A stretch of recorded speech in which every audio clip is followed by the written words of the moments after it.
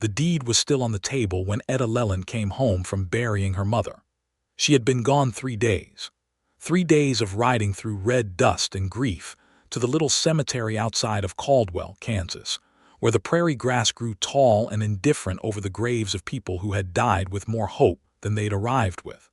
3 days of sitting beside a pine box and trying to remember the sound of her mother's voice before it had gone thin and reedy with sickness. 3 days, and when she walked back through the door of her small rented room above the dry goods store on Meridian Street, the first thing she saw was that folded piece of paper sitting precisely in the center of her table like it had been placed there with deliberate, almost ceremonial care. She knew Seth Lockhart's handwriting before she even touched it. She had spent 6 months learning every curve and angle of it, every place where his pen pressed hard against the paper when he was holding something back, every loose, looping flourish he made when he thought no one was watching him be gentle. She knew his handwriting better than she knew her own face in the mirror. She had not meant to learn it. She had not meant to learn anything about Seth Lockhart that wasn't strictly necessary for a woman trying to survive in a territory where the law was mostly a suggestion, and the men who enforced it were sometimes worse than the ones they chased. But here she was, standing in the dust-filmed light of a September afternoon in 1882, staring at a folded document she had not asked for, had not been warned about, left behind by a man who had kissed her forehead in the dark 2 weeks ago and told her he had something to take care of. That was all he had said, something to take care of. And she had been too proud and too frightened to ask what, because some part of her already knew that whatever Seth Lockhart had to take care of was the kind of thing that didn't resolve quietly. She picked up the deed. The paper was thick and official-looking, stamped with the seal of the Sumner County Land Office. The property described was 40 acres of bottom land along the Cherokee River, with a creek, a well, 2 standing structures described as 1 dwelling and 1 outbuilding, and a small orchard of established apple trees.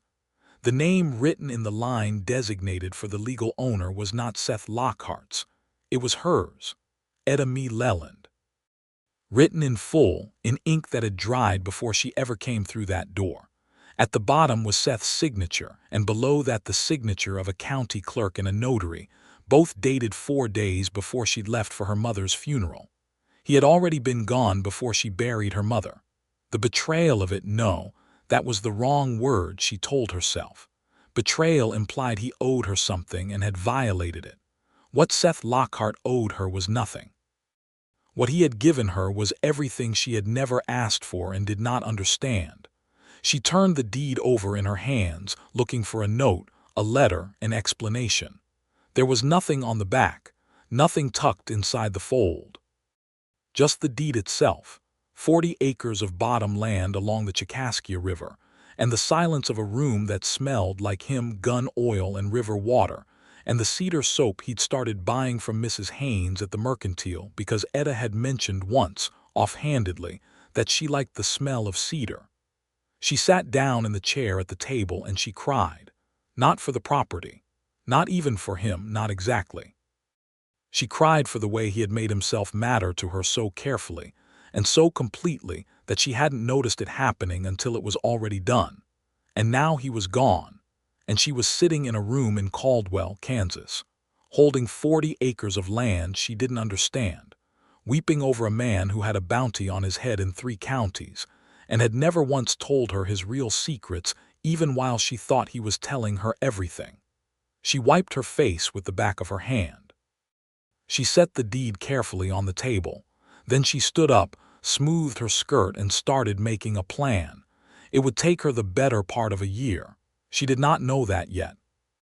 She only knew that Seth Lockhart had left her a fortune and a mystery in equal measure, and Etta Leland had never been the kind of woman who could sleep peacefully next to an unsolved thing. The story of how she had come to know Seth Lockhart at all was not a romantic story, at least not at the beginning. It was a story of necessity and bad timing, and the particular desperation of a woman who has run out of good options.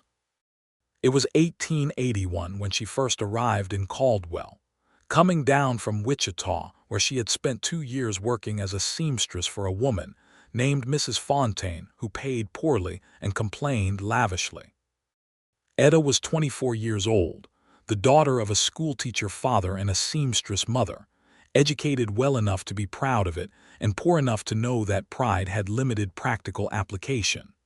She had $23, a sewing kit, a trunk of clothes, and a letter of introduction from Mrs. Fontaine that described her as reliable and accurate, but said nothing about whether she was the kind of person worth knowing. Caldwell in 1881 was a cattle town at its peak, the last real shipping point before the Indian Territory border, loud and crowded and smelling powerfully of cattle and ambition. The Texas drovers came through all summer with their longhorns and their money, and the town had grown up fast and uneven around that commerce, all wide muddy streets and false front buildings, and the constant negotiation between the people who wanted to build something lasting and the people who were just passing through. Etta had not intended to stay more than a season.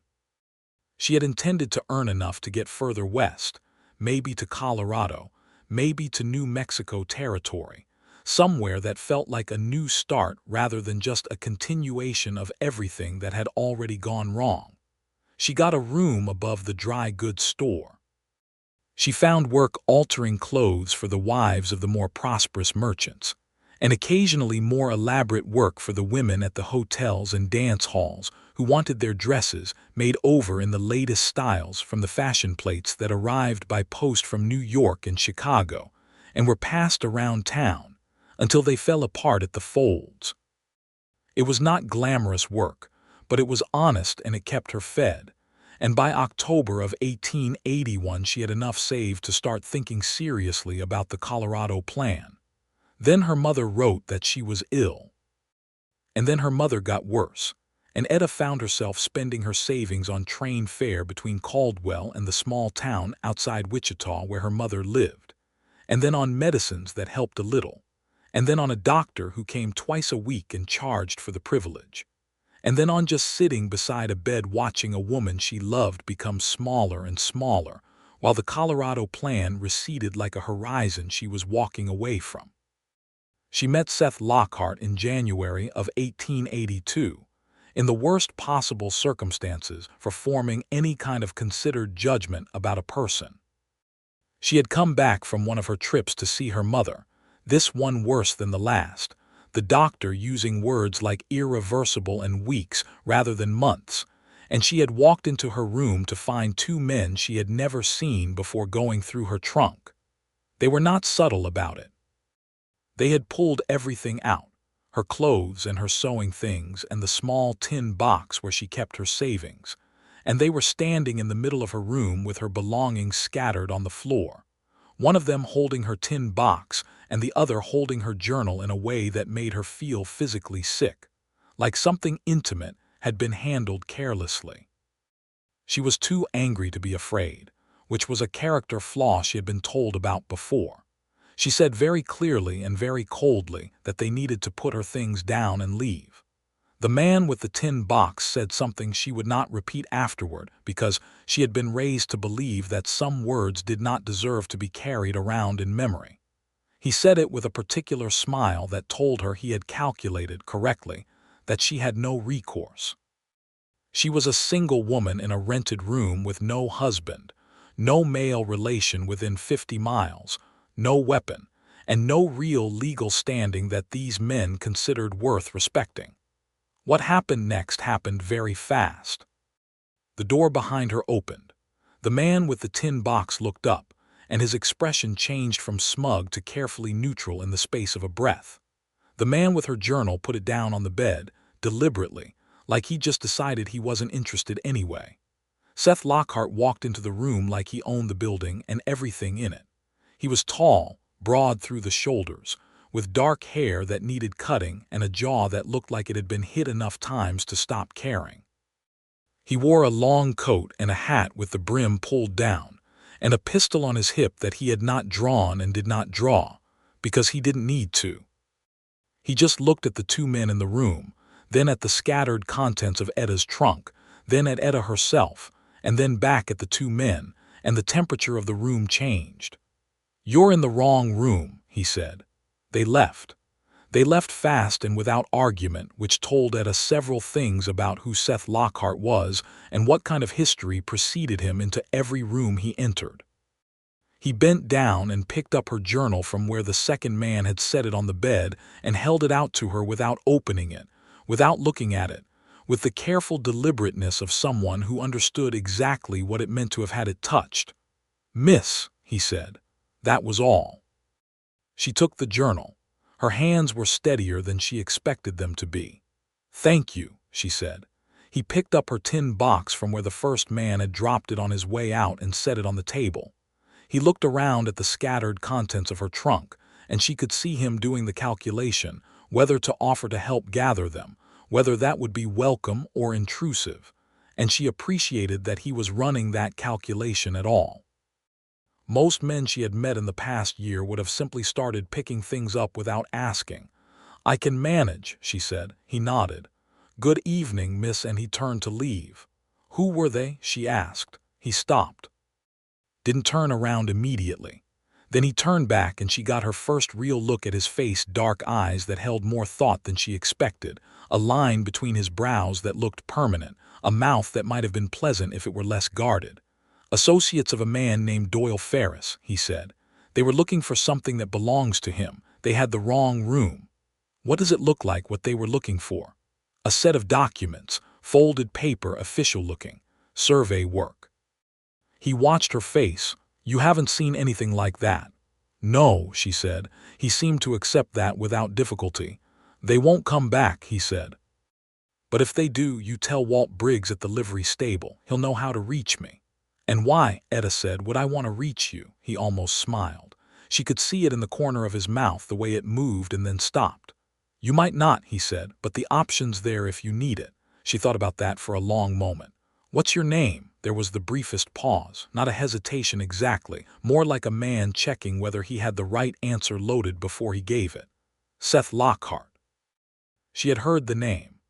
Caldwell in 1882 was not so large that a name like Seth Lockhart's could circulate without reaching even a seamstress who kept mostly to herself. She had heard he was wanted in the Indian Territory for a robbery that had happened 3 years ago, though the story changed depending on who was telling it. She had heard he was a gunfighter for hire. She had heard he was a land speculator with questionable methods.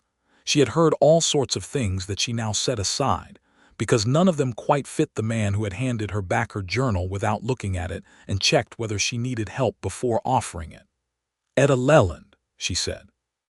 He nodded once, and then he left, and she stood in the middle of her scattered belongings for a long moment before she started picking them up, thinking about dark eyes and a restrained almost smile and the way trouble had apparently followed Seth Lockhart through the door and then followed his associates out of it on his command. She thought, that is not a man you get involved with. She was right. That did not help. She saw him again 10 days later, when she was coming out of the mercantile with a bolt of calico and nearly walked into him on the boardwalk. He steadied her with a hand on her elbow that he removed the moment she had her balance, and he said, "Miss Leland," like he had remembered her name and was slightly surprised to find it still there. "Mr. Lockhart," she said. She shifted the bolt of fabric in her arms. "Are your associates still searching the wrong rooms?" "Not presently." He fell into step beside her without asking, heading in the same direction she was heading, which was toward the dry goods store. "How's your mother?" She stopped walking. He stopped a step later and turned back. She studied his face for the tell of someone who had been asking around about her, gathering information with some hidden motive she hadn't identified yet. What she saw instead was something more careful and more uncomfortable. A man who had accidentally revealed that he'd been paying attention and wasn't certain how that would land. "My mother is dying," she said, not to punish him for asking, but because she was tired of softening the word. "Slowly and without much dignity, and there is nothing I can do about it except keep going up there and sitting with her, which I intend to keep doing for as long as she's alive." He did not offer condolences, which was the right instinct. He did not say he was sorry, which would have been the reflexive thing. He said, she raised someone worth the trouble of going, which was not like anything she had been told before about grief and was, she thought, the most exactly correct thing anyone could have said to her in that moment. She looked at him for a moment longer. Then she said, "Would you like to have supper? There's a decent place at the hotel on Commerce Street." He looked like she had surprised him. She was mildly pleased about that. "Yes," he said, "I would." They had supper at the hotel on Commerce Street, and then they had it again 3 nights later, and then again the week after that, and somewhere in between the 1st and the 5th and the 8th. The suppers became conversations that lasted until the kitchen started giving them pointed looks, and the conversations became a particular kind of shorthand that only develops between two people who have decided to trust each other further than is probably wise. She told him about her father, who had died when she was 15, and the schoolteacher's library she'd grown up in, and the way she had read herself into a vast imagined world that the real world kept failing to measure up to. He told her almost nothing personal, but he listened to everything she said with a quality of attention she had rarely experienced, the kind that made you feel like what you were saying mattered, like you were being stored somewhere and taken seriously. She did not ask him about the warrant in the Indian Territory. She did not ask him about Doyle Ferris or the documents his men had been looking for or the various other shadows that moved around Seth Lockhart's name when the townspeople talked about him in lowered voices. She told herself this was because she was not a woman who pried, which was partially true. The deeper truth was that she was afraid of what he would say. She was afraid he would confirm the worst of it, and more afraid that even if he did, she would not stop having supper with him at the hotel on Commerce Street. He kissed her for the first time in March, standing on the boardwalk outside the dry goods store at 10 o'clock at night when the street was mostly quiet and the air smelled like thawing mud and coming spring. It was not an impulsive kiss. He had tilted his head down toward her slowly enough that she could have said no, that there was room for no in the space he had left her, and she had not said it. His mouth was warm and careful, and when he pulled back he kept his forehead against hers for a moment, his breath even, his hands holding her face like she was something he had been afraid he would break. "This is a complicated situation," he said. "I noticed," she said. He made a sound that might have been a laugh under different circumstances. "I don't want to make your life harder, Etta." She reached up and put her hand against his jaw, which was stubbled and warm. "My life is already hard," she said. "You're the least complicated thing in it." He was quiet for a moment. Then he said, "I wish that were true." She should have asked him what he meant. She did not. She went inside and up to her room and stood by the window in the dark thinking about everything she did not know about Seth Lockhart. And she made the deliberate, clear-eyed choice to go on not knowing it for a while longer, because spring was coming and her mother was dying, and she had not had anything this close to tenderness in a very long time. Her mother died in late April. Etta rode to the funeral and stood in the cold wind at the graveside and held herself together with both hands, and when she came back to Caldwell, she found the deed on her table and Seth Lockhart gone from the earth like he had never been there at all. She gave herself 3 days to grieve both of them at once, her mother and the absence of Seth, and then she went to find Walt Briggs at the livery stable. Walt Briggs was a heavy-set man with a gray beard and an opinion about everything that he shared regardless of whether it had been requested. He had known Seth Lockhart for 5 years, which he volunteered immediately, and he had an opinion about the current situation that was approximately equal to his concern and his exasperation. "He told me he had to go and that you might come asking," Walt said, leaning on a fence post and squinting at her with the particular expression of a man deciding how much to say. "He didn't tell me where." "He must have told you something," Etta said. Walt was quiet for a moment, working a piece of straw around in his teeth.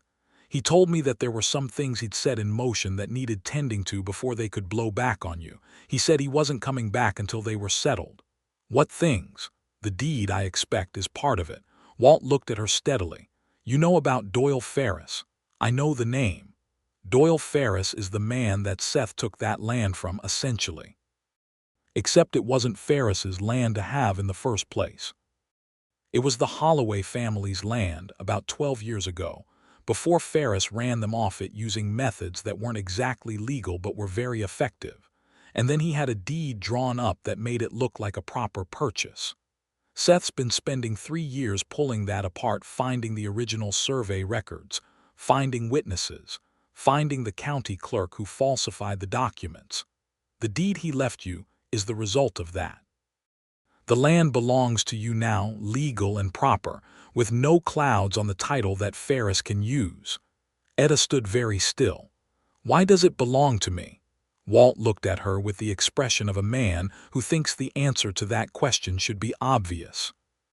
Because he intended it for you, he said, as though this required no further explanation. Because he spent 3 years getting it and you're the person he spent it on. He never told me this. No, Walt said. He wouldn't have, not until it was done. He turned the straw between his teeth. That's how Seth operates. He doesn't promise things he isn't sure he can deliver.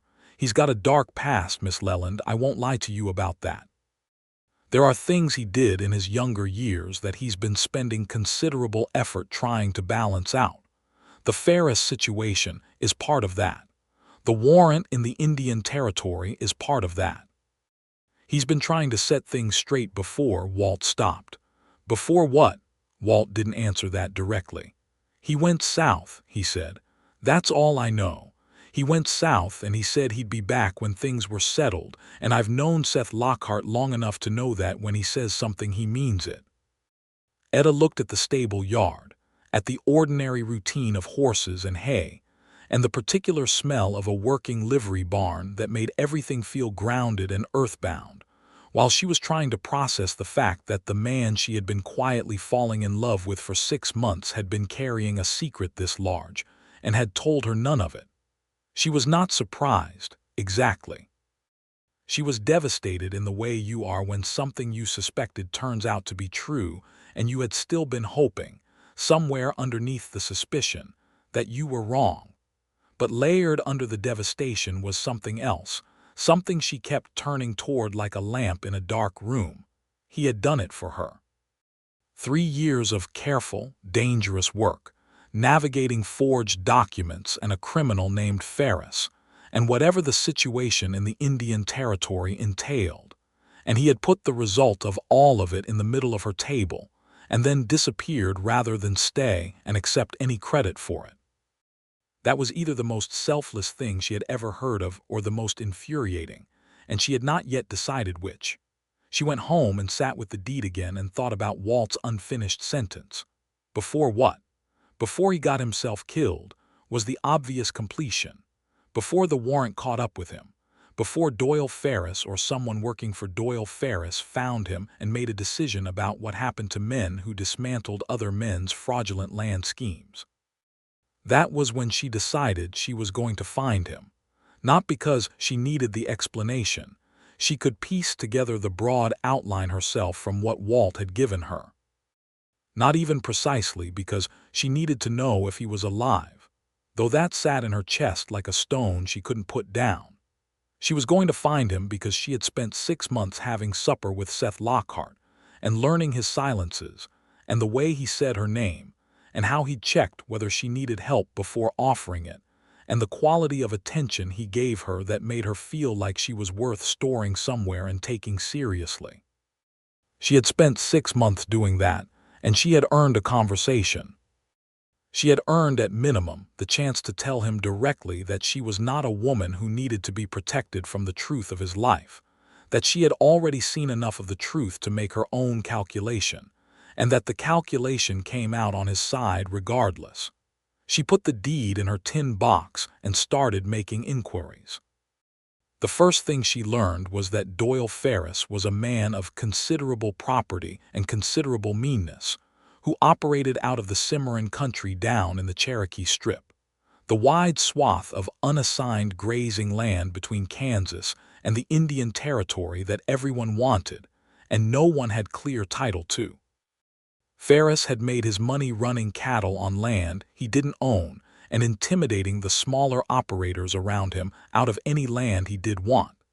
And he had a reputation for the kind of ruthless patience that was more dangerous than impulsive violence, the kind that held grudges across years and settled them with lawyers and surveyors and bought witnesses rather than guns. He had tried the guns occasionally, according to Walt, but he preferred to destroy people with paperwork when he could manage it, which was somehow worse. Seth had been building a case against Ferris's claim to the Cherokee River land for 3 years, working through a lawyer in Wichita named Cobb and through the county land records, and through several former employees of Ferris who had seen enough to talk if given sufficient inducement. The deed Etta held was the result of that work, a legitimate claim, properly filed, that superseded Ferris's fraudulent one. But filing it had meant pulling the thread that Ferris had been hiding under for 12 years, and that was not something Doyle Ferris would accept without a fight. The Indian Territory warrant was separate but connected. 3 years ago, Seth had ridden with a group of men who had robbed a land agent named Purvis, who was operating in the territory on behalf of Ferris, stealing survey documents that Ferris needed to complete his hold on the Cherokee land. The robbery had been Seth's idea and Seth's execution, and 2 of the other men had been caught and had named him, and the warrant had been issued. But the robbery itself, the documents taken, the evidence they provided was what had ultimately made the case against Ferris possible. Seth had created his own criminal liability in the process of doing the right thing, which struck Etta as both deeply characteristic and deeply maddening. She spent May gathering this information through careful conversation with Walt, with the lawyer Cobb in Wichita who was cautious but not entirely unhelpful, with a woman at one of the dance halls named Clara who had once been employed at a cattle operation south of the Cimarron, and knew the geography and the personalities of that country better than anyone Etta could find. Clara was a woman of approximately 30, dark-haired and self-possessed and generous, with information once she decided Etta was worth talking to. She told Etta that Seth Lockhart had been seen in Hunwell, a small town right at the Kansas Territory border, in late April, and that he had been seen again further south, near a crossing of the Cimarron that the local cattlemen called Deadman Ford, which was not an encouraging name. She told Etta that Doyle Ferris had put out feelers looking for information about Seth's whereabouts, which meant he knew Seth had filed the deed and was looking to respond to it. Is he trying to handle it legally or otherwise? Etta asked. With Ferris, you don't always know the difference, Clara said. He'll try the legal approach first because he prefers it. But if that doesn't work, he'll find another way. Etta thought about that for a day and then decided she could not wait in Caldwell while Seth navigated Doyle Ferris alone. She arranged for Mrs. Haynes at the Mercantile to hold her few belongings. She hired a horse from Walt Briggs, who looked at her with the expression of a man who both approved and disapproved simultaneously, and who gave her, without being asked, a small pistol that he said was easy to load and accurate to 20 yards, along with a brief lesson in its use that left her bruised on the shoulder but somewhat better prepared. She folded the deed into her coat pocket, because she was not leaving something that important alone in a tin box in a rented room, and she rode south. June was hot and dry, the kind of Kansas June that bleaches the color out of everything and makes the horizon tremble. She rode to Hunwell first, a scrappy little border town that seemed to be constructed primarily of ambition and lumber that hadn't quite dried yet, and she asked about Seth Lockhart with the calculated discretion of a woman who has thought carefully about which version of the truth to tell.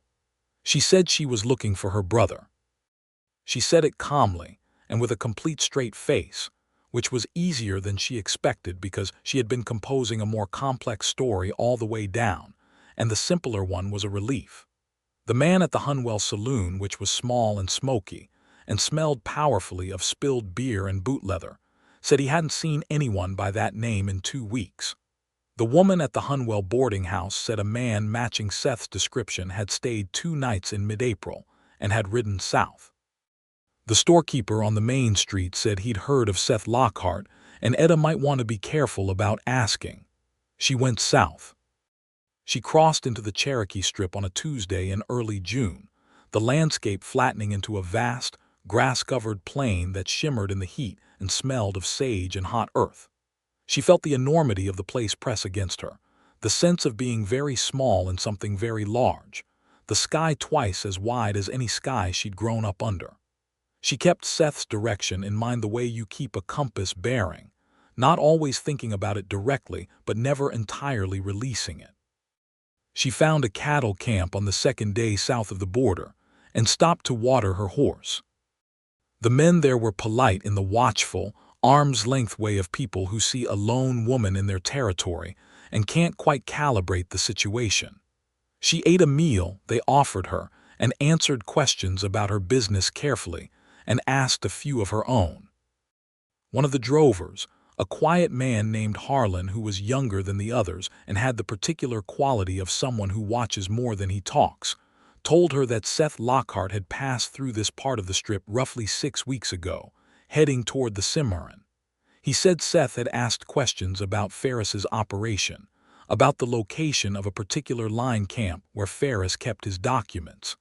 Did anyone tell him? Etta asked. Harlan looked at her for a long moment, making his evaluation. Some of us don't exactly love Ferris's way of operating, he said carefully. Some of us have had our own problems with the way he establishes property lines. What did Seth do with the information? I don't know. He rode south toward the Cimarron and I didn't see him again.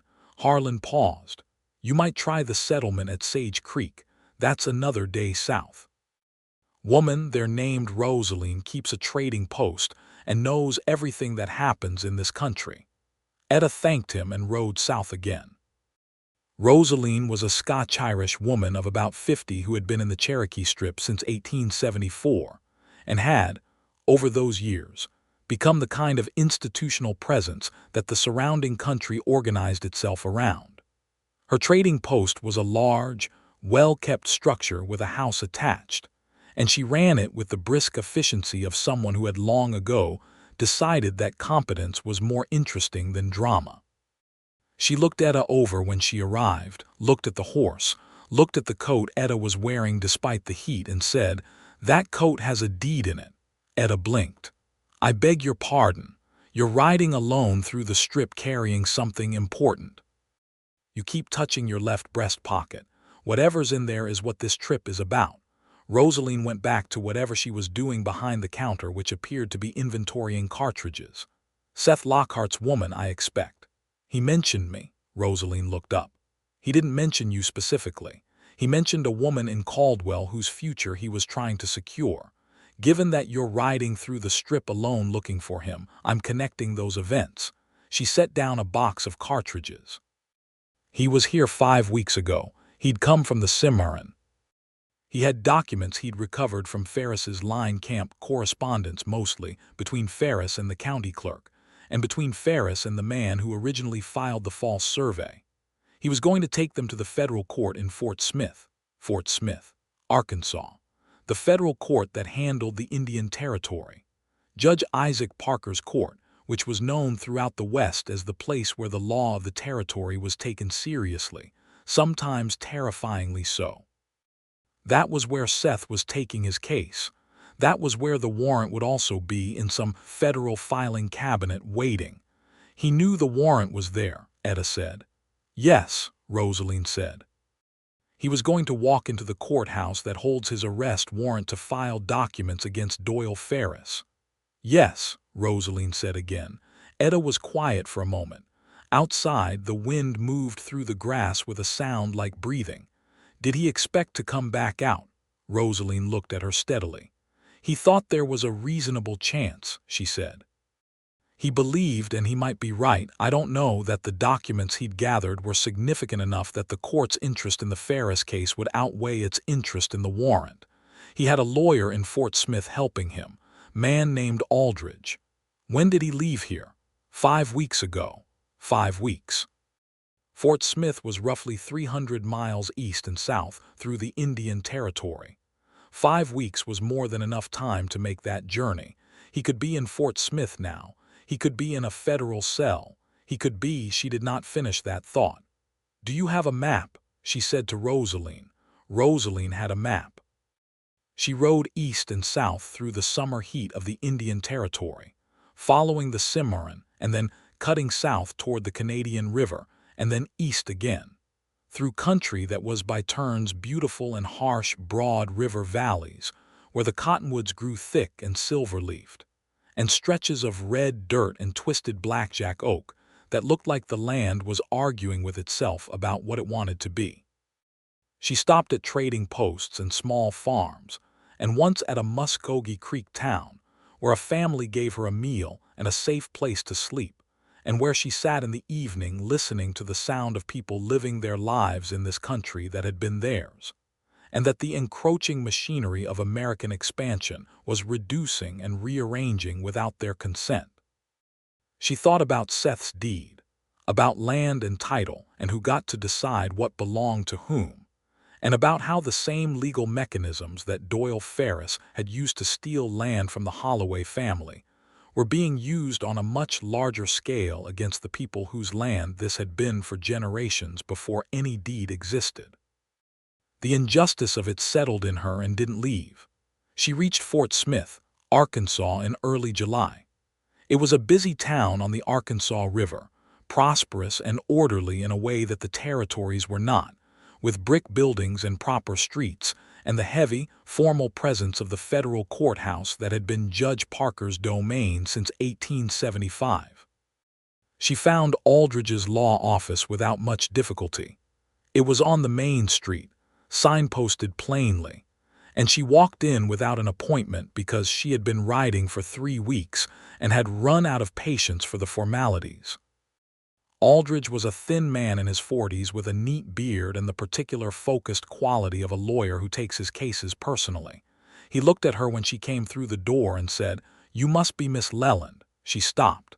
"He told you about me. He described you rather specifically," Aldridge said. "He said you would probably come looking for him eventually, and that if you did, I should tell you the truth." "Then tell me the truth." Aldridge sat down and gestured for her to sit.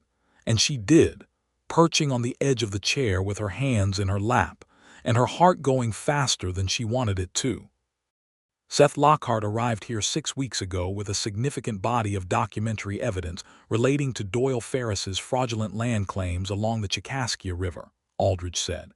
"The evidence is credible and detailed and, I believe, sufficient to support criminal charges against Ferris and at least 2 of his associates. The court is interested. Judge Parker's office is actively reviewing." "And the warrant?" Aldridge folded his hands. "He surrendered himself when he filed the documents. Walked into the courthouse and surrendered voluntarily, which tells you something about his character.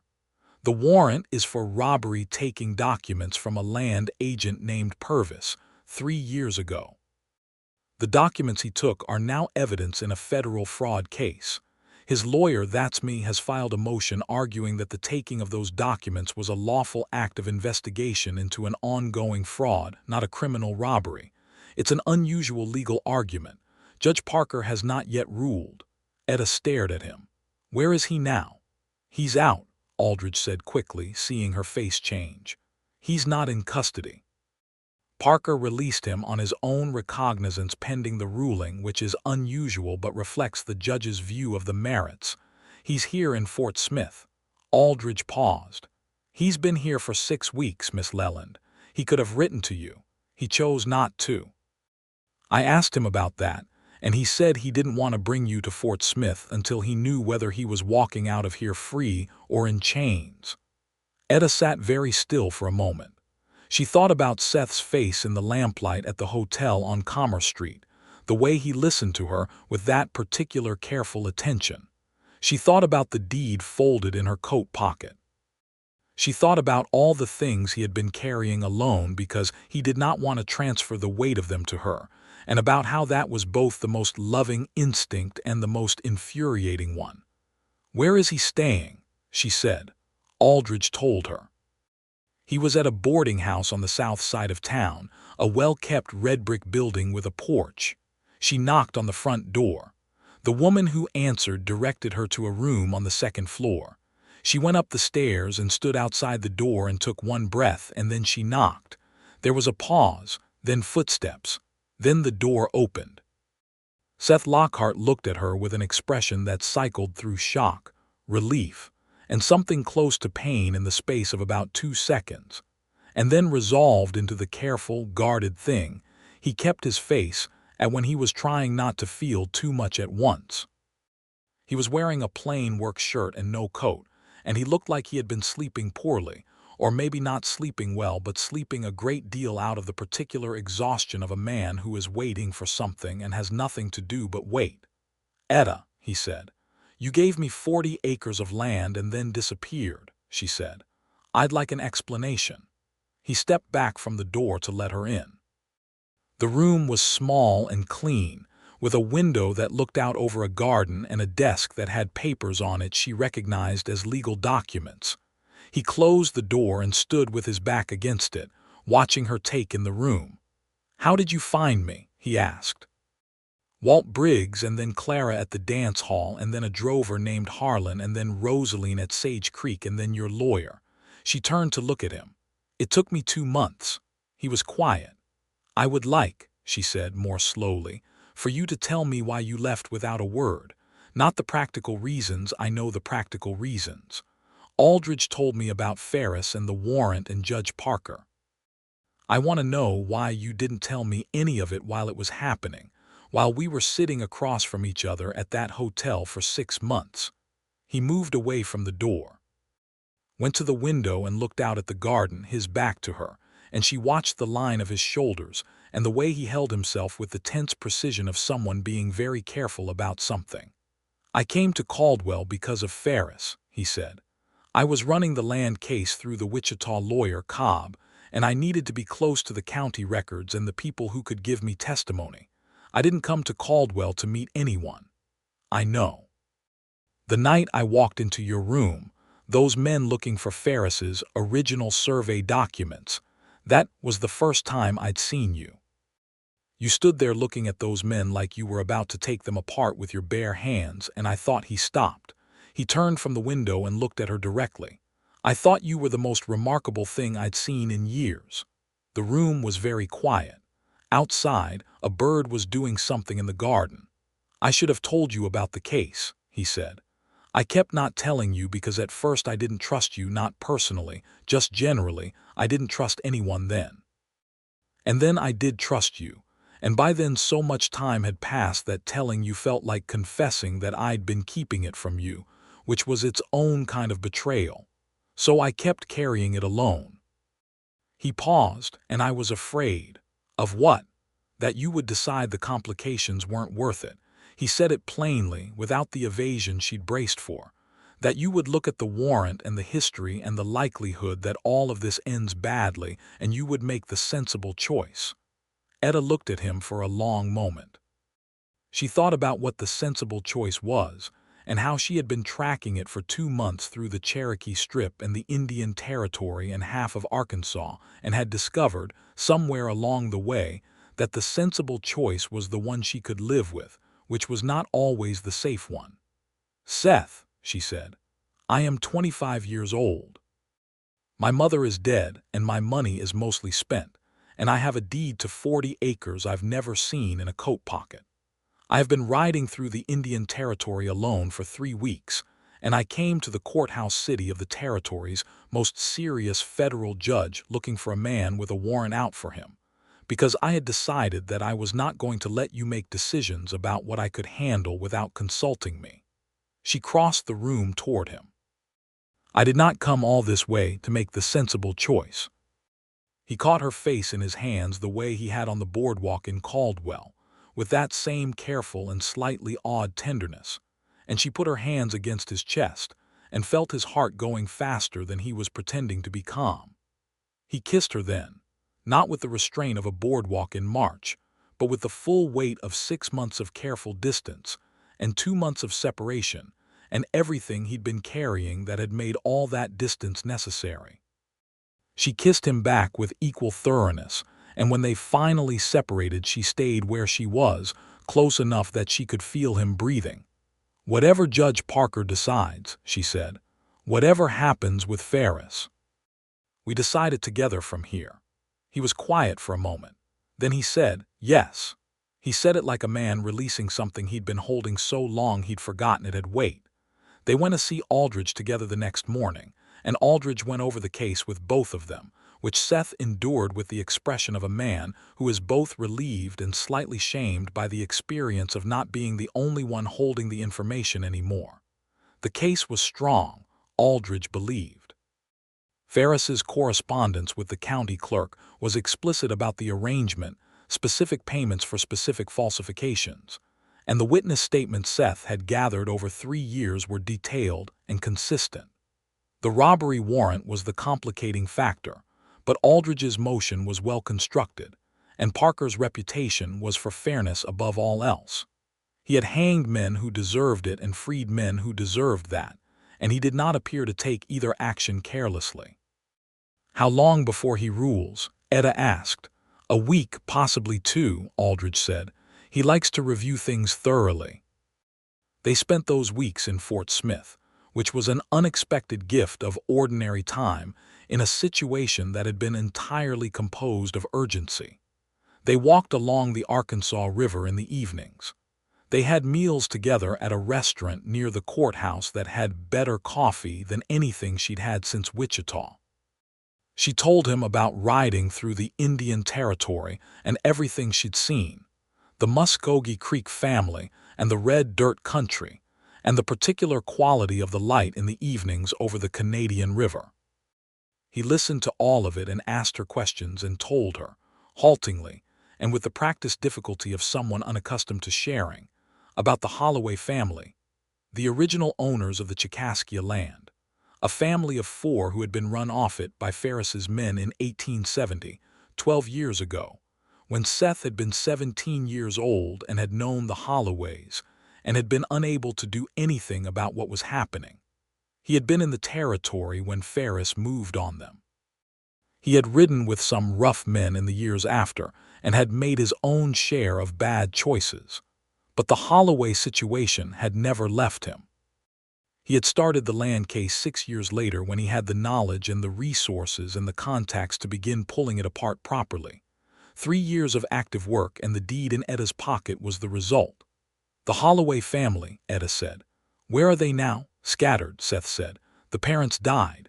There's a daughter, Eleanor Holloway. She goes by Eleanor Marsh now, married a farmer in Nebraska Territory. I've been in correspondence with her.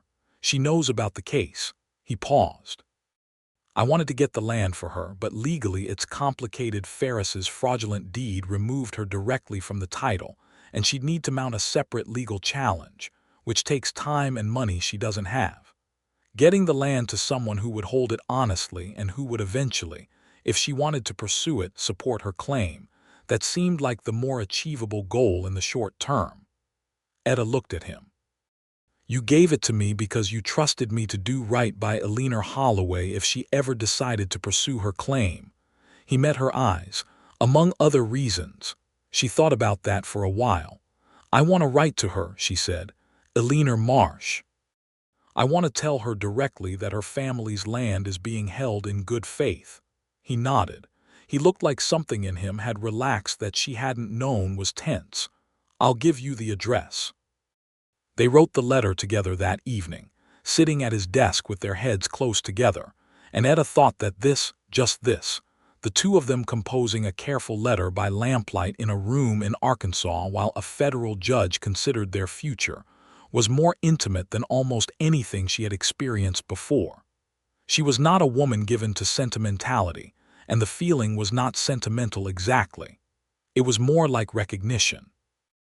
Like finding something she had not known she was looking for, and understanding, in the finding, that she had been looking for it a very long time. Judge Parker ruled on a Thursday morning in the 3rd week of July. They were both in Aldridge's office when the messenger came with the written decision, and Aldridge read it through twice before he looked up, and his expression when he looked up was not quite neutral, which made Etta's heart do something sudden and uncomfortable. Then Aldridge said, "The warrant is vacated," and she felt Seth go very still beside her. "Vacated," Seth said. "Vacated," Aldridge repeated.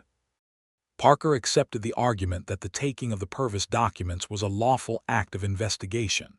He notes in his decision that the documents themselves constitute material evidence of an ongoing federal fraud, and that their recovery served the public interest in a way that removes criminal culpability from the act of taking them. Aldridge set the paper down. Additionally, he has issued an order for the arrest of Doyle Ferris on charges of land fraud, forgery, and conspiracy. Federal marshals are being dispatched. Seth let out a breath. Etta reached over and took his hand, and he looked down at her hand holding his with the expression of a man who is still processing the fact that something he had been bracing for pain has instead delivered relief. "It's done," he said. "The criminal portion is done," Aldridge said. "The land case will continue in the county courts. Ferris's lawyers will challenge your deed, but with the criminal conviction coming, their position is weak. I would expect them to settle within the year." Seth looked at Etta. She looked back at him. His hand tightened around hers. "Let's go see the land," she said.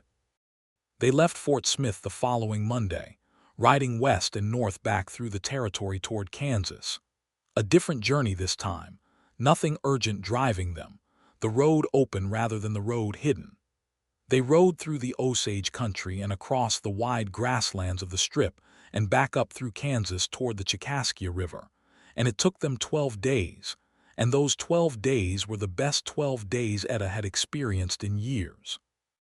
They talked for hours as they rode, about her father's library, and his theory that any book worth reading once was worth reading 3 times, and the particular titles she had read so many times their spines had given up. About the places he had been in his rough years, the things he had done that he wasn't proud of, and the things he'd done that he was, and the slow work of trying to move from one column to the other. About what they wanted from the land, what the 40 acres could be: a proper house replacing whatever was currently standing, a kitchen garden, possibly more cattle than the 2 or 3 heads she could realistically manage alone. About what was not alone, and how the word had shifted in meaning somewhere between March on a boardwalk in Kansas and July in a lawyer's office in Arkansas. He asked her to marry him on the 10th day of riding, sitting beside the Cimarron at sundown, the water low in the summer heat, and the light going red across the plain in every direction. He asked her without ceremony, no bending of knee, no formal speech, because he was Seth Lockhart and neither of those things would have fit him, just her name and then the question, plain and direct, with his eyes on hers and everything that was usually guarded in his face gone open and waiting. She said yes. She said it immediately, without the strategic pause she might have used if she had been a different person, having a different conversation. She said yes, and he took her face in his hands the way he always did, like she was something he was still slightly amazed to be touching, and the Cimarron went red around them in the last of the light. They reached the Cherokee River land on the 12th day of riding, coming up along the creek in the late afternoon heat. The land was everything the deed had described, and more: the creek running clear along the east boundary, the well standing solid in the middle yard, the apple orchard small but established with trees that had clearly been there for 20 years or more, the original orchard of the Holloway family, gnarled and productive and stubbornly surviving everything that had happened to the land around them. The dwelling was 2 rooms of solid log construction that needed work but had good bones. The outbuilding was large enough for 4 horses and equipment. Etta stood in the yard with the late afternoon light falling across the apple trees and felt something she had not expected to feel, a sense of arrival so complete it made her throat tight. She had not known she had been in transit. She had thought she was just making the best of successive circumstances. Wichita, and then Caldwell, and then the rented room above the dry goods store, but standing in this yard with the creek sounding in the trees and Seth beside her, looking at the apple orchard with an expression she could only describe as quietly joyful. She understood that she had been moving toward this the whole time. Not toward the land specifically, but toward the person she was standing next to, and he had brought her here without either of them knowing that was what the whole journey had been. They were married the following month, in September of 1882, in Caldwell, at the small church on Chestnut Street, whose pastor was a serious-minded man named Reverend Cole, who married them without commentary and with evident sincerity. Walt Briggs attended, wearing a suit that fit him unexpectedly well and wiping his eyes when he thought no one was looking. Clara from the dance hall attended, wearing a dress that was not quite appropriate for a church and not caring about it. Rosaline had been invited and sent back a letter so warm and practical in equal measure that Etta kept it. They went back to the land and began the work of it. The work of making 40 acres of bottom land into a functioning homestead was not glamorous and was rarely comfortable, and was occasionally genuinely hard in the way that the land's indifference to human plans could make things hard. The first winter in the log dwelling was cold, and they found every draft before the season was out. The well needed a new casing. The apple orchard needed pruning that Seth learned about through a borrowed book and careful practice. Etta converted the second room into a proper kitchen and kept her sewing work going through the winter, riding into Caldwell twice a month for fittings and fabric, which also kept her informed about the progress of Ferris's federal case, which moved through the winter of 1882 and into 1883 with the slow, grinding certainty of a millstone. Doyle Ferris was arrested by federal marshals in September of 1882, the same month Etta and Seth were married, which struck Etta as good timing. His lawyers challenged the land deed through the Sumner County Court as Aldrich had predicted, and the challenge was dismissed in February of 1883, which was the last cloud on the title of the Chicaskia River land. The land was theirs, fully and completely, and there was no legal mechanism left by which anyone could take it. In March of 1883, they received a letter from Eleanor Marsh in Nebraska Territory. She had heard about the Ferris conviction through correspondence with Aldrich, and she wrote to thank them, to thank Seth for the 3 years of work, and to thank Etta for the letter they had written together in the Fort Smith boarding house. She said she and her husband were doing well in Nebraska and had no intention of returning to Kansas, that the land had too much grief attached to it for her to want to live on it. But she was glad it was in honest hands, and she would be grateful for that the rest of her life. She closed the letter by saying that her mother had planted those apple trees, and that if the orchard was producing well, she was glad of it. Etta read that letter sitting at the kitchen table in the morning light, and held it for a long time before she set it down. Seth came in from the yard and read it over her shoulder and then put his hand on hers on the table, and they sat there in the quiet kitchen while the spring wind moved outside and the apple trees, just beginning to bud, did what apple trees do in March in Kansas, which is to say they began again with the patient and inexorable optimism of established, rooted things. They wrote Eleanor back. They told her the orchard was producing beautifully, and that last fall's harvest had been excellent, and that they were putting up apple preserves and selling them to Mrs. Haynes at the Caldwell Mercantile. They told her she was welcome to visit any time, and that they considered the Holloway family's connection to this land a history worth honoring. They told her, Etta's addition, written in her clear schoolteacher-daughter hand, that the apple trees her mother had planted were being tended with the care they deserved. That summer, the summer of 1883, the work on the land deepened into the kind of work that stops feeling like effort and starts feeling like life. They added rooms to the dwelling, a proper bedroom separate from the main room, and a small room at the back that Seth built with a particular care she recognized, before he said anything about what it was for. He did not make an announcement about it. He just built it carefully, finishing the floor and the walls and a small window that faced east toward the creek. And when it was done, he looked at her in the way he had that was entirely open and waiting, and she said, "Yes, that's what I thought." and he laughed a full, real laugh, not the restrained near smile she had learned in Caldwell, but the real thing, unguarded, and reached for her, and she went to him without hesitation. Their son was born in April of 1884. They named him James, after Etta's father, who had filled a small schoolteacher's house with books and the kind of intelligence that believed everything was worth understanding if you gave it enough attention. James Lockhart arrived into the world on a cold April morning with a great deal of noise, and immediately demonstrated the opinion that the world owed him considerable attention, which Seth observed with an expression of pure delighted astonishment, while Etta lay exhausted and completely certain, in the way she was certain about very few things, that she had never been so happy. James grew the way children grow on working land, quickly, noisily, and with total authority over the emotional weather of every room he entered. He had Seth's dark eyes and Etta's absolute certainty about his opinions, and he wanted to be outside at all times, and had to be physically retrieved from the apple orchard on a regular basis, which Seth said was his mother's influence, and Etta said was entirely his father's. And James said, from about the age of 3 onward, that the apple orchard was his personal domain, and what was their problem? Walt Briggs visited regularly and taught James to ride before any of them were quite ready for it.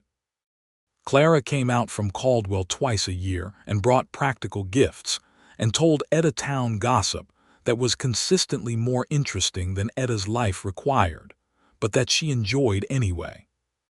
Rosaline wrote long, wonderful letters from the Cherokee Strip, and once, in the fall of 1884, made the journey north to Caldwell and then out to the land, and sat in the kitchen for 3 days eating Etta's cooking and telling stories about the Strip that were by turns hilarious and heartbreaking and deeply necessary.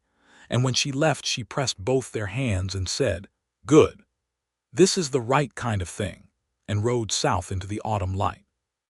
In the evenings, after James was asleep in his east-facing room, and the land had gone quiet with that particular evening quiet of flat country, Etta and Seth sat on the porch they had added to the front of the house in the summer of 1883. He had taken to reading. She had discovered, in the first year of their marriage, that his early education had been interrupted, and that he could read but had not read much, and she had pressed books on him with the systematic zeal of a schoolteacher's daughter, and he had taken to them with the focused attention he brought to everything, working through her father's titles slowly and thoroughly, and discussing them with a seriousness that made her feel repeatedly like the most fortunate person on the Cherokee River. He had opinions, complicated, well-reasoned opinions about the things he read. She had not expected that, and yet she should have, and she loved him more for it every time it happened. They sat on the porch in the evenings and talked about everything and nothing, and the specific contours of their particular life on this particular land.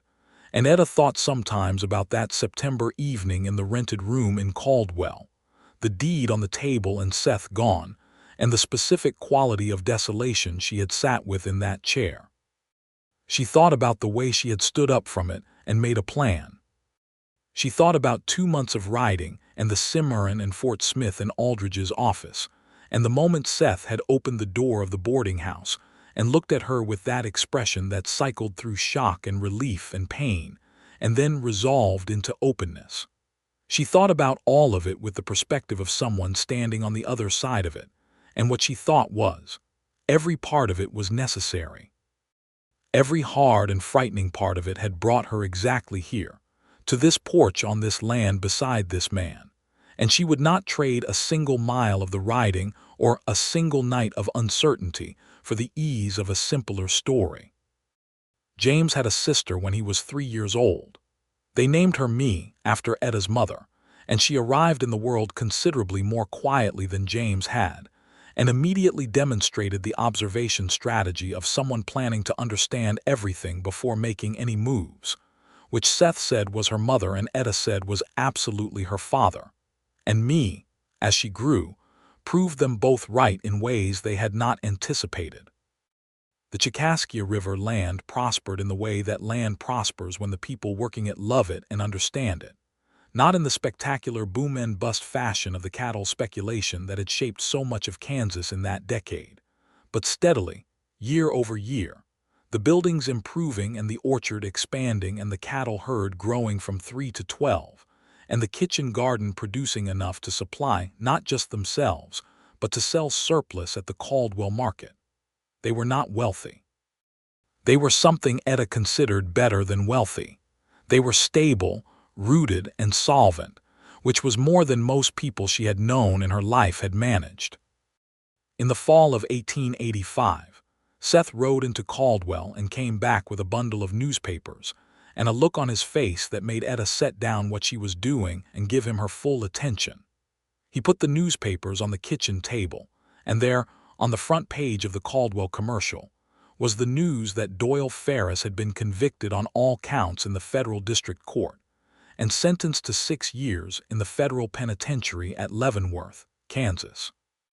The conviction covered the land fraud, the forgery, and the conspiracy charges, and the sentencing judge had cited the scope and duration of the scheme as factors in the severity of the sentence. Etta read the article through twice. She looked up at Seth, who was watching her with his arms crossed and an expression she had learned over 3 years of marriage to read as, "I'm trying not to feel too much about this all at once." "It's done," she said. "Yes," he said. She got up from the table and walked across the kitchen and put her arms around him, and he held her with the particular tightness of someone releasing something they had been holding for a long time. 6 years of work, 3 years of active case building. 2 months of her riding through the Indian Territory, Fort Smith. The warrant vacated, the land secured, the deed filed and upheld, and now the man who had set all of it in motion sitting in Leavenworth answering for it. It was not perfect justice would have reached back 12 years to the Holloway family and rearranged everything from there.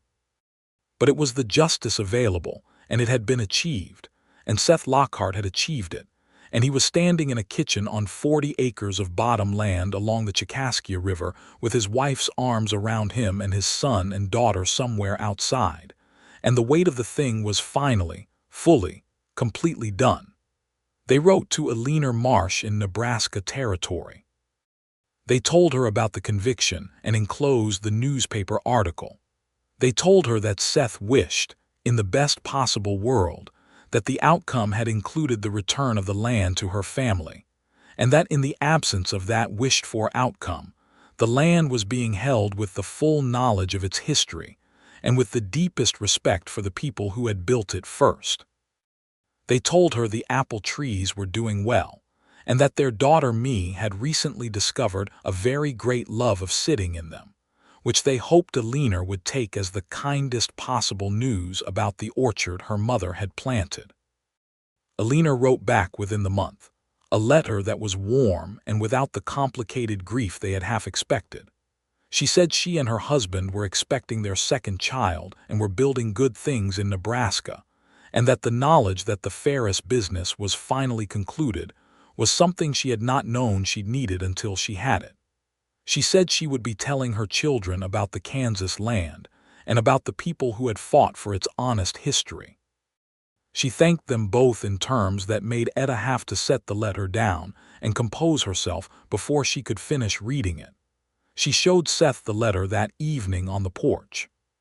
He read it in the late light slowly, and when he was done he folded it carefully and handed it back to her, and she could see in the line of his jaw and the set of his shoulders that he was feeling the completion of something that had defined 15 years of his life, the correction of a wrong that had been his private obligation since he was 17 years old.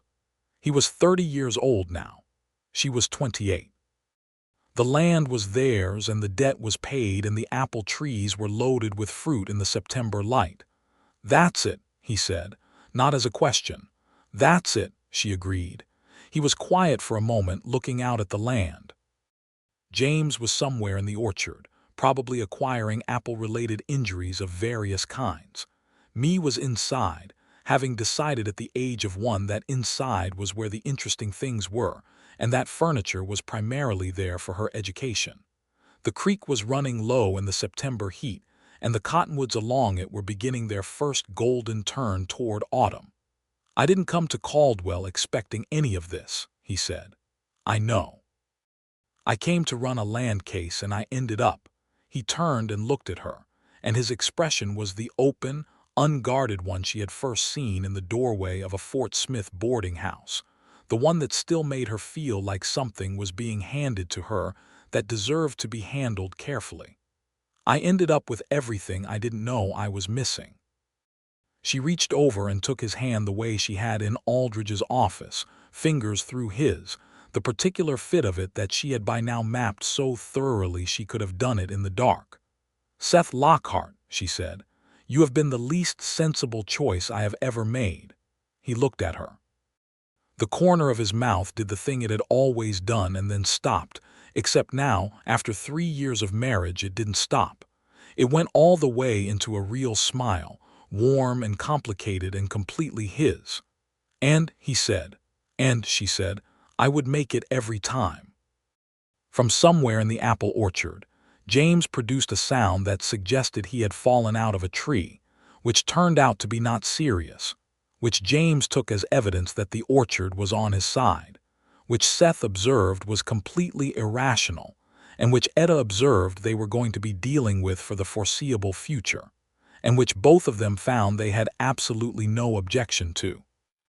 The years that followed were good years, layered and full, and marked by the kind of joy that does not announce itself dramatically, but accumulates in the ordinary fabric of days, in the smell of apple preserves on the stove, and the sound of a child reading aloud from her grandfather's books, and the way the Chicaskia River ran clear and cold in the springs that followed dry winters, replenishing itself with the patient and fundamental optimism of water that knows where it is going. Seth learned the land the way he had learned everything Etta had watched him learn, thoroughly, patiently, and with the quality of attention that made her feel, when it was turned on her, like she was worth storing somewhere and taking seriously. He became a man who knew his 40 acres the way he had once known only how to move through places without leaving a mark, and the change in him was not dramatic, but it was complete. And she loved him with the particular depth of someone who has seen a person arrive at the version of themselves they were always meant to be. James Lockhart grew into a boy who read everything and climbed everything and had opinions about both, and who demanded, around the age of 7, that his parents tell him the real story of how they had met and how the land had come to be theirs, because the version Walt Briggs had told him at the livery stable was much better than what his parents had said, and he wanted the full accounting. They told him, sitting at the kitchen table on a winter evening, the full accounting, and he listened with his dark eyes wide and his mother's intensity of focus. And at the end he said, "Father walked into a federal courthouse with a warrant out for him," with a satisfaction that suggested this was the best thing he had ever heard, and then said, "Mother rode through the Indian Territory alone," with a different kind of satisfaction, and then said, "I'm going to be a lawyer," which made Seth press his lips together and look at the ceiling and made Etta say, "Good," with absolute conviction. Me Lockhart grew into a girl who was quiet and watched everything, and then said, eventually, the single most accurate thing about whatever she had been watching, which was her father's gift deployed with her mother's precision. She loved the orchard with a devotion that Eleanor Marsh, when she eventually did visit in the summer of 1888, found moving in a way that made Eleanor sit under one of the old apple trees and put her hand against the trunk and cry a little for her mother and a little for the long arc of time and what it had and hadn't delivered. Etta sat with her under that tree and did not offer consolation that would have been inadequate, and Eleanor said, after a while, "My mother would have liked you," which was the kind of thing that sits in a person and stays. The second son arrived in 1887, which Etta noted with a private amusement was what Walt Briggs had predicted. "You'll have 3 before you're done, mark me," he had said, at Me's birth, with the authority of a man who was wrong about most things but felt very certain about this one. And they named him Walter, which made Walt Briggs, when he heard it, produced the expression of a man trying very hard not to look as pleased as he was, and then mostly giving up on trying. Walter Lockhart was, from the beginning, the most serene of the three, which everyone agreed was a gift, and which Seth privately believed was the land itself. 39 months of this particular piece of earth under a particular stretch of Kansas sky producing, eventually, a child made of the same patient confidence as the cottonwoods along the creek. By 1889, the Chicaskia River land was what Etta had not dared imagine in that September of 1882 when she had stood in a rented room and held a deed and cried over a man who had vanished. It was home. Completely, irrevocably, and in every sense of the word that meant more than just a place to sleep. It was the land that James had declared his and me had climbed, and Walter had looked at with quiet approval. It was Seth's 3 years of dangerous work made into something you could stand on. It was Alina Holloway's mother's apple trees making preserves that Mrs. Haynes sold at the Caldwell Mercantile every fall. It was the creek and the well and the 2 structures that were now 4, and the orchard that was larger than the deed described, because they had planted more trees in the springs of 1884 and 1886, because there was room, and because Etta had decided that an established apple orchard was one of the finest things a piece of land could have, and she intended to have more of it. It was the porch in the evenings, and Seth reading with the attention of someone who came to it late and was still pleased by the discovery, and the 3 children making their various and complicated demands on the quiet, and the creek sounding in the cottonwoods, and the particular quality of the Kansas sky at sunset that makes everything it touches look like it has been reconsidered and improved. It was all the things that had been built from a deed on a table and a disappearance and a year of searching, built carefully and fully, and with the specific joy of people who know exactly what it cost to arrive here, and have decided that the cost was worth every mile of it. On the evening of their 7th wedding anniversary, September of 1889, they sat on the porch after the children were in bed, and the land was quiet in the warm dark. The apple harvest had been excellent. Walter had said his first full sentence that week, which was, according to the family consensus, more dignified than either James's or me's first full sentences had been. Seth had finished a book she'd given him a month ago, and had talked about it for most of supper with an enthusiasm that made James, who had already read it, visibly pleased. Etta looked out at the dark land and the line of cottonwoods against the star-filled sky, and thought about everything that had led here. The dry goods store and the deed, and the 2 months of riding in Fort Smith and the Cimarron at sunset, and the apple trees that someone's mother had planted 20 years ago that were now loaded with fruit again, reliably and unstoppably, season after season.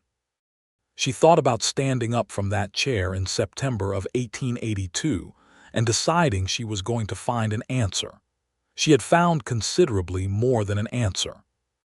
She had found 40 acres and a family and a man who had spent 3 years securing her future before he had any right to expect she would be part of it, who had kissed her forehead in the dark and said he had something to take care of, and who had in fact taken care of it, everything, all of it, all the way through, with a thoroughness and a selflessness that had required her to ride across 2 states and walk into a lawyer's office and knock on a boarding house door to fully account for. Seth's hand found hers in the dark as it always did, with the easy confidence of something done 1,000 times and not once taken for granted. 7 years, he said. 7 years, she agreed. She turned and looked at his face in the dark, the line of his jaw and the quality of his stillness that she had learned to read as contentment rather than reserve, the eyes that were warm in the faint starlight. He was 32 years old, and the roughest edges of his past had not exactly disappeared, but had been worn into something that fit the life they had built, a hardness in him that was now protective rather than defensive, a caution that had become care, a distance that had become the particular quiet of a man at home. "Seth," she said. "Whatever you had to take care of," she said, "thank you for taking care of it." He was quiet for a moment. She could feel him deciding whether to deflect this or accept it, running the calculation that was a reflex in him even now, even after 7 years of practice at allowing himself to receive things he had earned. Then he turned and looked at her, and she saw the open, unguarded face, the one that was her favorite of all the versions of him she had learned. "Thank you," he said, "for coming to find me." The creek ran in the cottonwoods. Somewhere in the apple orchard in the warm dark, the trees that had been planted by someone's mother were doing what they did in September, which was to hold their fruit until the right moment and then give it freely, season after season, rooted and patient and abundantly, reliably there. The stars above the Cherokee River land were extraordinary, as they always were in Kansas in September, vast and indifferent and ancient, making everything below them feel simultaneously small and significant in the way that only an enormous sky over a flat, open country can make you feel like you are one very particular thing in a very large world, and that being one very particular thing in a very large world is, on balance, exactly enough. Etta Leland Lockhart sat on her porch in the September dark and held her husband's hand and was, in every possible sense of the word, exactly where she had been going all along.